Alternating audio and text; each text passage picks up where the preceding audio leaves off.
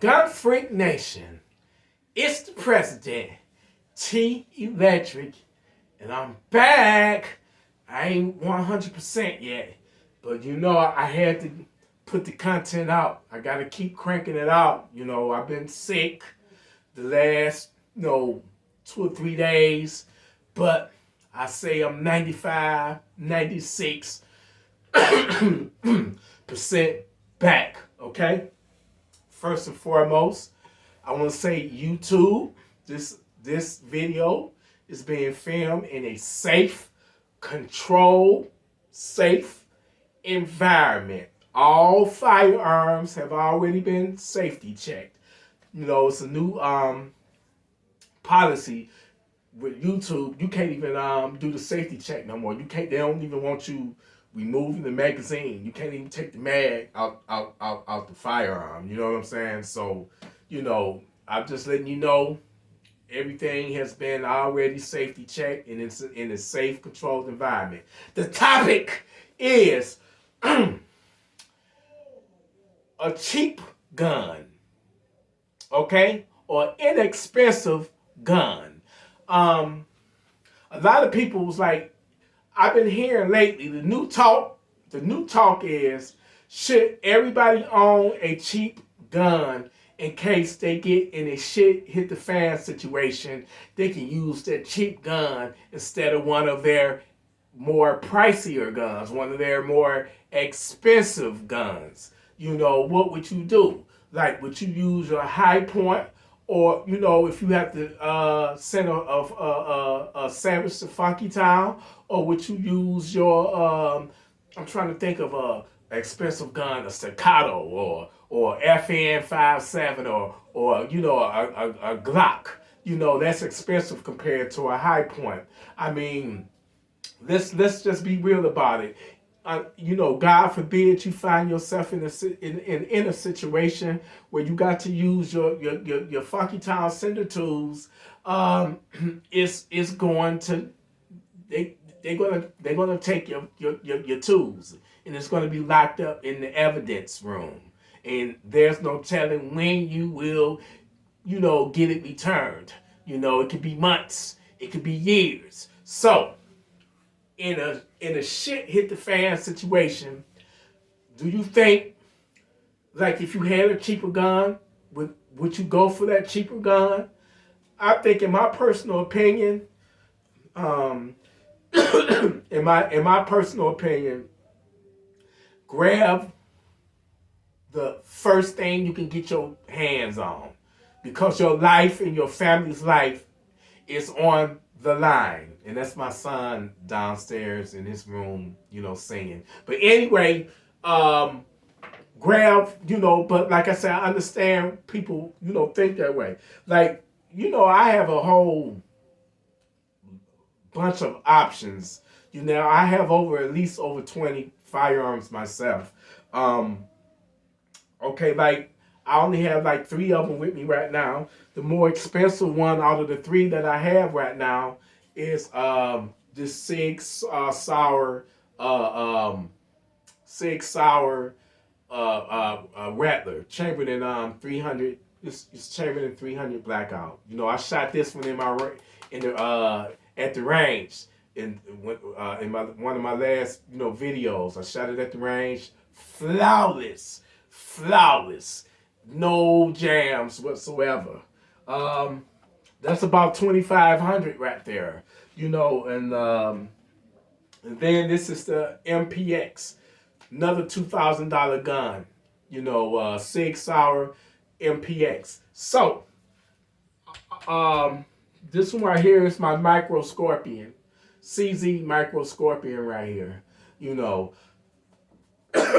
So, out of those 3, I can go in there and grab another 5 or 6 guns that I could run to, if a shit hit the fan. You know what I'm saying?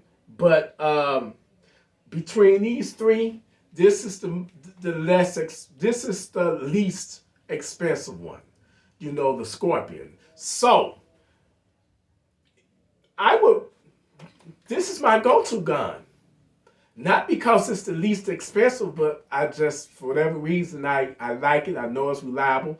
All of them is reliable, but it's just something about the Scorpion that that I love. You feel me? So I wouldn't mind, like, if I had to send a Savage to Funky Town, it wouldn't hurt as much being without it, because it is, at the end of the day, the most, the least expensive, And I'm not knocking, we're not knocking cheap firearms. We're not knocking them. I don't care about how inexpensive it is. It's all about the reliability of it. You know what I'm saying? Even a high point, if that high point works for you, if every time you squeeze that trigger, every time you squeeze that trigger and it go bang, then yeah. If it's reliable, it don't matter as long as it get the job done. That's all that matters. As long as it go bang, when if you in that shit hit the fan, if savages try to pull a home invasion on you, and if it, you don't never want to be in a situation where your gun have a malfunction. So people, make sure that your firearms are reliable. Get it to the range. Know what type of ammo it loves to eat up. And just practice, and know that it's, reliable. But I want to know, Gun Freak Nation, what is y'all opinion? And by the way, we are on the way to 20K. I'm still working on that design for the tattoo. And man, I love y'all, man. Y'all are a blessing to me. Hopefully in the next video, my voice will be back. I'm coming strong. I'm pumping the content out, man. Like I said, I have been down for the last 3 or 4 days with the flu or a cold or whatever. Thank y'all for all of the advice on, what to take, all of the remedies and all that and stuff. Thank you. Shout out to my nephew, New Orleans. Shout out to my brother, I guess I can call him nephew too, Rest B, man. I enjoyed the conversation we had, brother, on the phone. And then, what up? Thank you, brother. You hit me up. Always checking in on me every day, and I appreciate it. Love you. Love all of y'all. So, Gunfreaknation, my personal opinion, if you got an expensive gun and a funky savage is coming in, do what you got to do. Handle your business. Don't be like, let me go get the cheaper gun. Nah. In a case like that, I already have something already planned out. What Funky Town sending you gonna grab? I already have it pre-planned out. You know what I'm saying? Be strategic about it and stuff. So I say grab what works for you. It do sucks if you be in a situation like that, because they gonna take it. So the question is, would you use a cheaper Funky Town sender tool than one of your most expensive? Leave your comments below. Hit that like and hit that subscribe button. Hit that share button.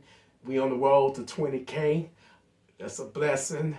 I love y'all. Y'all a blessing to me.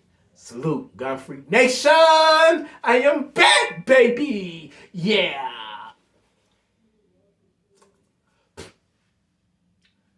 Love y'all.